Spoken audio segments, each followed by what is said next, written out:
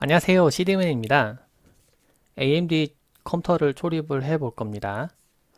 라이젠 5 3600 CPU가 있는데요. 이 제품이고요. 위에 보면 이렇게 3600 이렇게 적혀 있습니다. 이번에 새로 나온 CPU죠. 가성비가 좋다고 알려진 CPU이기도 하고, 그래서 이전 모델에서 지금 이제 점점점 3000 시리즈로 이렇게 넘어가는 중이긴 해요. 그리고 같이 사용할 메인보드, 네, ASUS 프라임 X570 프로 제품입니다.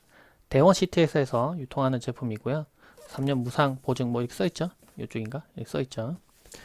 이 제품도 자세히 볼 거고, 그 다음에 메모리. ATUM에서 유통하는 OCPC라는 메모리입니다. 이 메모리도 보니까, 그림에 보니까 위에 이제 RGB 그림이 들어가 있어요. 이렇게 빛이 나오는 튜닝이 되죠. 그래서 요즘 나오는 컴퓨터들은 성능도 좋지만 좀 화려해야 돼요. 네, 근데 옛날에는 되게 LED가 번쩍번쩍해서 좀 정신없었다면 요즘은 조금 우아하게 빛이 나는 그런 시스템을 좀 선호하시죠, 사람들이. 그래서 한번 조립 한번 해보도록 하겠습니다. 먼저 CPU를 뜯어볼게요. 위에 C를 이렇게 자르고, 이 제품은 여기 써있지만 6코어 12스레드로 동작하는 CPU입니다. 뜯어서 이번 이쪽에 CPU가 이렇게 들었고요. 이렇게 스티커도 있고, 네, CPU 라이젠 5 스티커가 이렇게 약간 살짝 볼록한 것처럼 이렇게 들어가 있어요. 스티커가 무늬가. 그리고 이거는 쿨러입니다. 쿨러.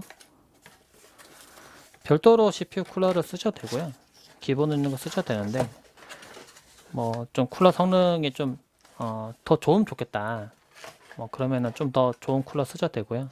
지금 이거 같은 경우는 약간 이렇게 라이트하게 돼 있어서 크기가 좀 작잖아요. 이렇게 높이가. 그래서 이렇게 기본 쿨러보다는 아무래도 타워형의 뭐 좀 고급형 CPU 쿨러 사용하시면 성능이 좀 더 잘 나오긴 합니다. CPU 꺼내 볼게요. 네, 뭐 외형은 뭐 크게 달라진 건 없지만은 이게 핀이 있기 때문에 핀은 구부러지지 않도록 조금 주의를 해야 돼요. 위에 보면 라이젠 5 3600 이렇게 적혀 있고요. 네, 라이젠 글자도 이렇게 멋있게 들어가 있습니다. 뒤쪽에 이렇게 핀이 있고요. 그럼 좀 이따 장착해 볼게요. 이제 메인보드 한번 봅시다. 메인보드 X570 프로도 좀 고급형의 메인보드입니다. 그래서 라이젠 3000 시리즈 이렇게 된다고 이렇게 스티커가 이렇게 붙어 있고요. 그리고 PCI 익스프레스 4.0을 지원하는 메인보드입니다. 그래서 좀 더 빠른 대역폭을 이용할 수가 있고, 그리고 만약에 좀 더 빠른 그 M.2 SSD를 쓰신다면은 이것도 지원해서 좀 더 빠르게 연결시킬 수가 있어요. 메인보드를 보면 네, 이렇게 멋있게 생겼죠.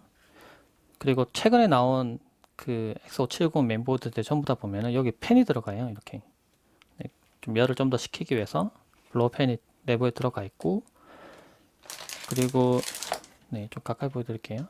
네, 소켓 부분, 전원 부분도 튼실하게 되어 있고, 전원 부분에 네, 냉각 핀도 지금 올라가 있고요.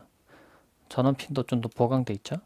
그리고 메인보드에 그래픽 카드나 아니면 여러 가지 장치 장착했을 때 무게 견디기 위해서 PCI 익스프레스 슬롯이 좀 더 강화된 걸 볼 수 있습니다. 램 뱅크는 지금 4개가 보이고요.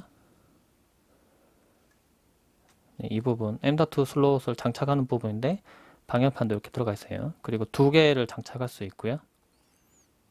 네, PCI 익스프레스 4.0 지원하니까 좀 더 빠르게 연결할 수 있겠죠. 이 부분 플라스틱으로 이렇게 돼 있습니다. 물론 그 엑스스에도 좀 더 고급형 메인보드도 있는데 그건 좀 더 멋있게 생겼고요. 그리고 이 보면 이제 예전에 슈퍼 IO 패널 같은 거는 제가 장착하는 방법도 소개하고 했었는데, 최근 나오는 메인보드들은 이렇게 애초에 메인보드 이렇게 붙어 있습니다. 굳이 이거를 불편하게 장착하고 끼우고 그렇게 하지 않는다는 거죠. 이제 그냥 이거 하나만 이렇게 그냥 끼면은 되도록 그냥 미리 애초에 이렇게 붙어 있습니다. 후면 부분 인터페이스, 네, DP랑 이렇게 연결할 수 있도록 돼 있고, 램포트랑 뭐 이렇게 색깔별로 돼 있고, 보면 메인보드 책자랑 설명서, 그 SATA 케이블 2개 들어있고, 이건 RGB 그 모듈 같은 거 연결할 때 쓰는 연장 케이블이 들어있어요. 그리고 M.2 그 저장소를 연결시킬 때 쓰는 볼트랑, 그리고 이거는 이제 메인보드에 이제 여러 가지 인터페이스를 좀 연결하게 되는데, 이쪽에 이게 미리 연결시켜서 좀 쉽게 연결시킬 수 있는 도구입니다. CPU를 이제 장착해 볼 텐데요. 여기 보면 한쪽 끝에 이게 금색으로 표시가 되어 있습니다. 메인보드에도 보면 한쪽 끝에 삼각형으로 표시되는데 그 부분에 맞춰서 장착을 하면 되고요. 클립을 먼저 이렇게 올려주고 조심스럽게 핀이 다리가 다치지 않도록 올려줍니다. 이렇게. 제 경우에는 지금 라이젠 글자가 이쪽으로 가도록 되네요. 그 다음에 살짝 흔들어 봐서 장착된 게 확인하고 클립을 내려서 고정해 줍니다. 이렇게 하면 CPU 장착이 됐어요. 이제 메모리를 장착해 봅시다. 메모리 이렇게 생겼어요. 네, 위에 있는 글자도 좀 특이하게 써 있고 상단에 이제 이렇게 써 있습니다. OCPC 이렇게 써 있고 오버클럭도 한번 나중에 도전 한번 해볼게요. 그리고 메모리를 보면은 DDR4 같은 경우에 이쪽 부분과 이쪽 부분 길이가 다릅니다. 얼핏 봐도 이쪽은 좀 짧고 이쪽은 길죠.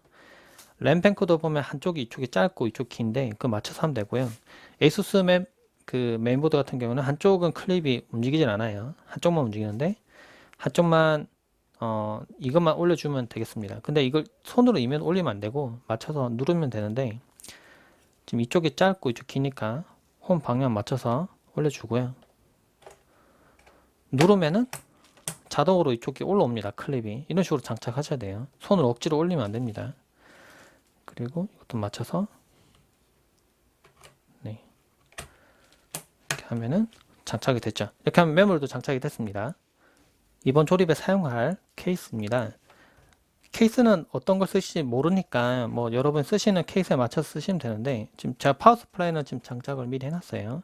근데 이 파워 서플라이 같은 경우에는 CPU 보조 전원, 그러니까 4 플러스 4핀이 이게 한 개밖에 없습니다. 근데 메인보드가 그 보면은 조금 달라요. 메인보드에 보면은 지금 이쪽 부분 CPU 보조 전원에 보면은 4핀이 하나 있고 4 플러스 4핀 이렇게 해서 8핀 있는 게 있고 두 개가 있습니다. 그래서 제 경우에는 4 플러스 4핀 이렇게 합쳐가지고 8핀 요 하나밖에 없는데 그러면 이 하나는 다 꽂아야 되는데 어떤 거 꽂아야 되냐 이렇게 궁금하신 분도 있을 거잖아요. 근데 메인보드 매뉴얼에 써 있긴 하지만은 4핀만 단독으로 연결하는 거는 꽂지 말라고 되어 있습니다. 이게 채널 1이고 이게 채널 2인데 그래서 8핀 하나만 꽂거나 또는 8핀, 4핀 이렇게 둘 다 꽂거나 두 가지 중에 한 개 선택하시면 돼요. 제 경우에는 이렇게 4 플러스 4핀 요것만 있죠. 그러니까 옆에 있는 이 4 플러스 4핀 총 8핀 이거 하나만 연결하시고 옆에 있는 거 이거 비워 두셔도 됩니다.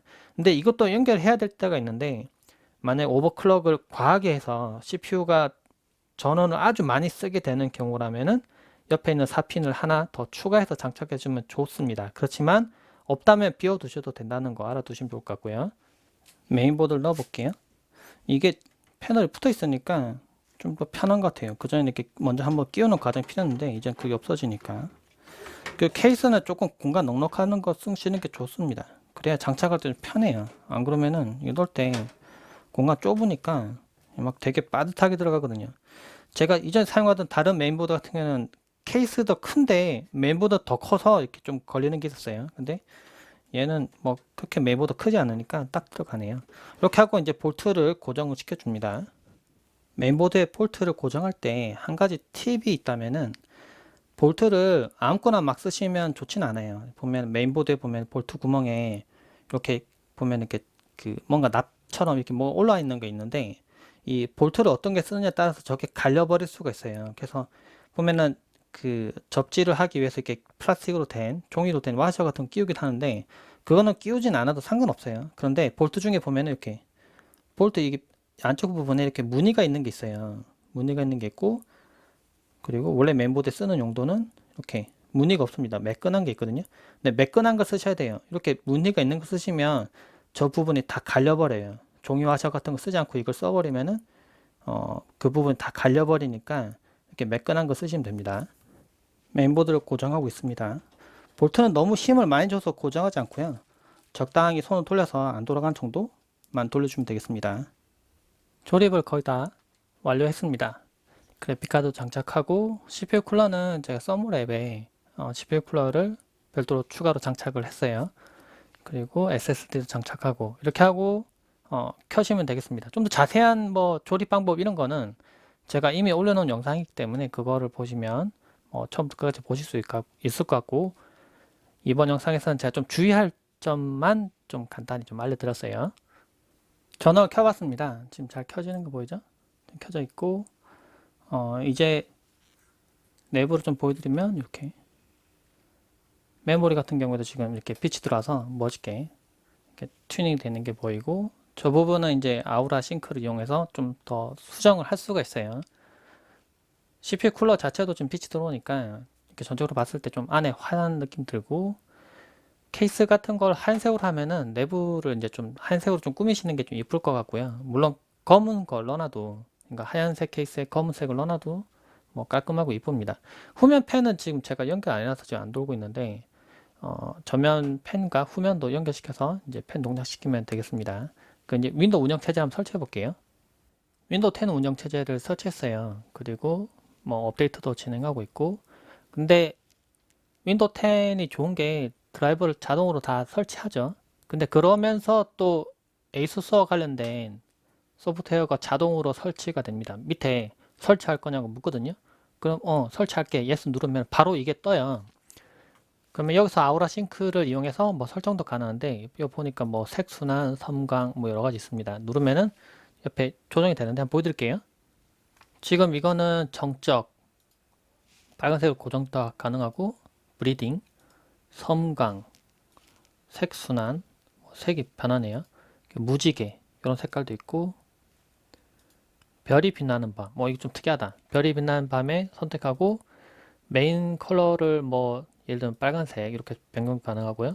파란색 이렇게도 가능하고, 근데 중간중간 이렇게 빛이 번쩍번쩍 튀면서 이렇게 약간 그 별 빛나는 것처럼 이렇게 튀어요. 네, 좀 더 빠르게도 설정 가능하고, 네, 번쩍번쩍 튀죠.